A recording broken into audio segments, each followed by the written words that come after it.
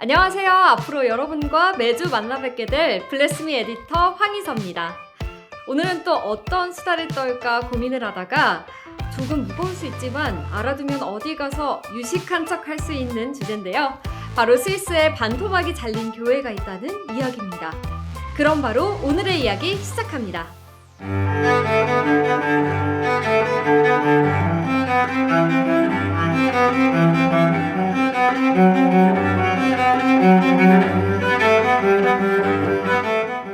먼저 여러분은 스위스 하면 어떤 게 떠오르시나요? 초콜릿?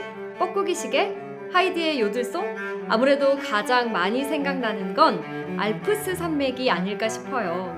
겨울에 눈이 온 알프스의 모습을 상상해보면 초록색의 산과 하얀색의 눈의 절묘한 색조 대비가 인상적이잖아요.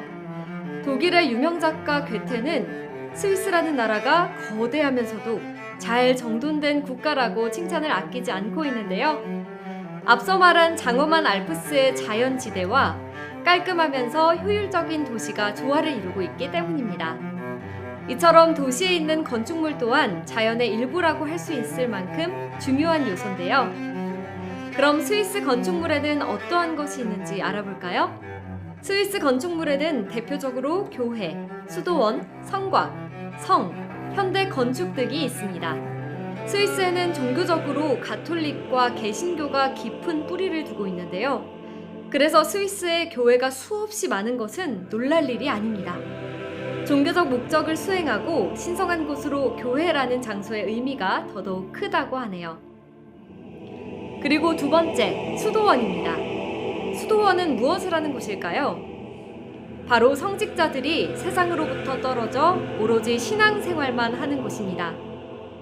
수도원 생활의 기초를 만든 사람은 베네딕투스라는 사람인데요. 베네딕투스는 수도사들에게 기도하고 일하라 라고 말했다고 합니다. 그래서 사람들은 하루에 7번 공동 예배를 드리고 글씨로 성경을 베끼면서 책을 만드는 등 이곳에서 여러 가지 성직 생활을 수행하고 있다고 해요. 세 번째, 성곽입니다. 스위스의 성곽은 중세 때 거대한 정착촌이 벽을 쌓아 경계를 유지하려고 만들었는데요. 19세기에 접어들면서 전략적으로 중요한 길목과 철도 건널목뿐만 아니라 국경과 가까운 곳에 추가로 요새를 세우기 시작했습니다. 오늘날 스위스의 팽배한 정치 상황을 고려했을 때 귀족이 맡았던 역할은 정말 중요했던 거죠. 그러나 많은 성과 궁전들은 이러한 과거를 보여주는 증거이며 오늘날 관광객들에게도 인기가 정말 많습니다. 또 스위스에는 고대 유적과 역사적 명소 외에 더 많은 볼거리가 있는데요. 바로 현대 건축입니다. 현대 건축은 과거의 걸작과 멋진 대조를 보여줌으로써 건축 발전사에 큰 기여를 하고 있습니다. 와, 정말 스위스의 건축물은 다양하면서도 이렇게 모든 것을 아우르고 있네요. 이 중에서도 교회는 스위스에서 가장 큰 의미를 두고 있는 건축물인 것 같아요.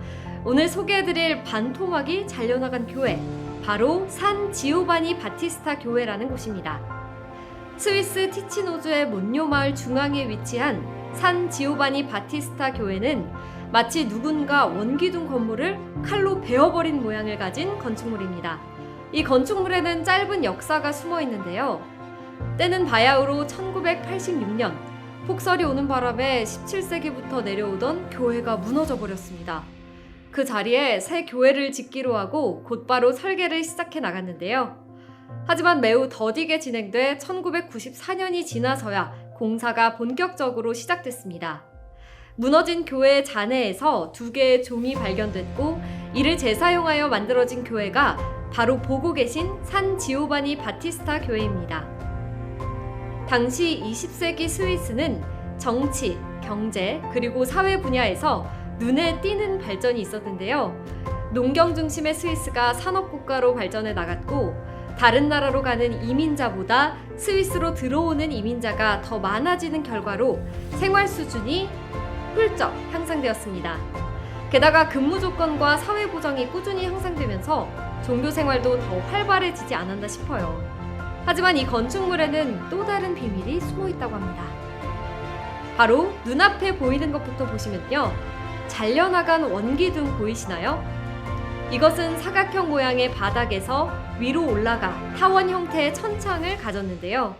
세상에서 인간의 불완전함이 하늘로 올라가 울려질 때 완전함으로 변화된다는 종교적 신념을 표현하고 있습니다. 어떻게 이런 신성한 의미를 건축물에 담아냈는지 보면서 저도 정말 계속 감탄했는데 대단하죠. 또 얇고 투명한 원형의 천창은 두텁고 육중한 타원의 벽과 대비되어 예배 공간의 상향성을 더욱 강조해주고, 천창에서 수직으로 떨어지는 빛은 예배실의 분위기를 더욱 고조시켜주는 역할을 합니다. 뿐만 아니라 교회의 내벽은 외벽과 같이 백색과 흑색의 돌을 교대로 쌓아 수평 모양을 띠게 되는데요.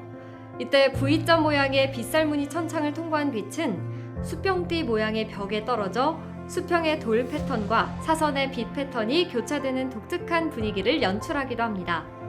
와, 이쯤 되면 이런 섬세한 건축 구조를 누가 지었을지 궁금한데요. 바로 세계적으로 널리 알려진 건축가 마리오 보타가 설계했다고 합니다. 마리오 보타는 누구일까요? 그는 밀라노 대성당, 우리나라에 있는 남양 성모성지 대성당 등 다양한 건축물을 설계한 건축가입니다. 그의 건축 특징은 좌우 대칭과 패턴으로 나름 엄격한 규칙을 갖고 있는데요. 그의 이러한 특징은 산 지오바니 바티스타 교회에서도 나타났습니다. 천창은 건축물 안, 벽에 달린 창보다 3배의 빛을 더 균등하게 유입시킬 수 있습니다. 우리가 손전등을 90도로 위에서 비추는 것보다 옆에서 비스듬히 비추면 그 빛을 받는 면적이 더 넓어지듯이 이 교회의 천창도 원보다 타원 형태로 만들어 빛과 따뜻한 햇빛의 기운을 더 많이 들어오게 했다고 해요. 그도 이러한 과학적 사실을 알고 건축물에 녹여낸 거일 수도 있겠는데요. 또 그가 중요하게 생각하는 종교적 건물의 의미는 소통입니다.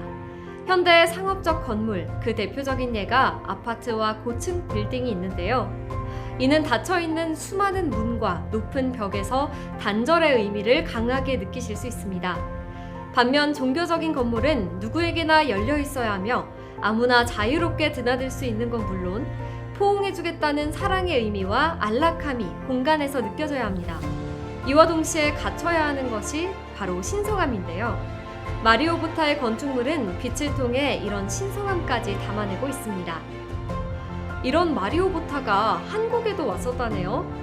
그는 한국에 와서 남양에 있는 성모 마리아 대성당을 건축 설계했는데요. 남양 성모 성지에는 조선시대 초기 기독교 신자들이 박해받았던 대규모 순교가 있었던 곳입니다. 성모 마리아 대성당은 신자들의 현금으로 이루어낸 기적 같은 건축물로 그 의미를 더하고 있습니다. 성모 마리아 대성당은 도시화가 진행되는 아래쪽 시내까지 연결된 자연적인 골짜기 형태의 땅이었는데요. 이 대지를 전체적으로 아우르면서 북쪽의 큰 공원으로 통하는 명상과 기도의 길까지 포괄적으로 품을 수 있는 성당 건축을 기획했습니다.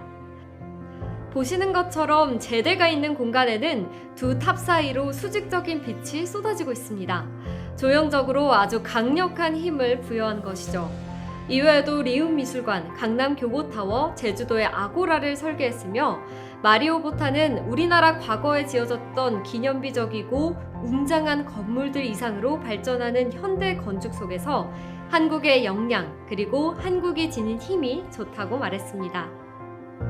호랑이가 죽어 가죽을 남긴다면 사람은 영혼을 남긴다 라고 그는 말했습니다. 이러한 영적인 힘을 품을 수 있는 건물을 만들기 바라며 이를 통해 영적 이야기를 할 수 있는 매개체로서의 건축이 되기를 꿈꿉니다. 역사를 기억하고 물질적 성취보다는 인간의 영혼을 위해 헌신했던 마리오 보타. 그가 많은 이들에게 선한 영향력을 미치는 방법은 바로 건축물이 아니었을까요? 이처럼 공간은 우리와 다 같이 공존하고 있다는 사실. 이는 어쩌면 당연한 사실이지만 인식하지 못한 채 살아가죠. 이러한 건축물을 이해하면서 그 과거 시대의 감수성을 파악하고 우리 시대에서는 어떤 것을 유용하게 받아들일 수 있을지 고민해 봐야겠습니다. 최근에는 코로나19 변이 바이러스 확산이 급증하면서 모든 사람들이 공간을 분리하여 사용함으로써 많은 개인의 공간들이 생겼는데요. 집에서 머무르는 시간도 많아지다 보니 자신의 공간에 대한 의미가 더욱 커지고 있습니다. 우리 공간에서 어떤 의미를 찾을 수 있을지도 고민해보면 좋겠네요. 그럼 다음 주에도 재밌는 주제 가지고 여러분과 또 수다 떨러 올게요. 잠시만요. 구독과 좋아요 잊지 않으셨죠? 안녕!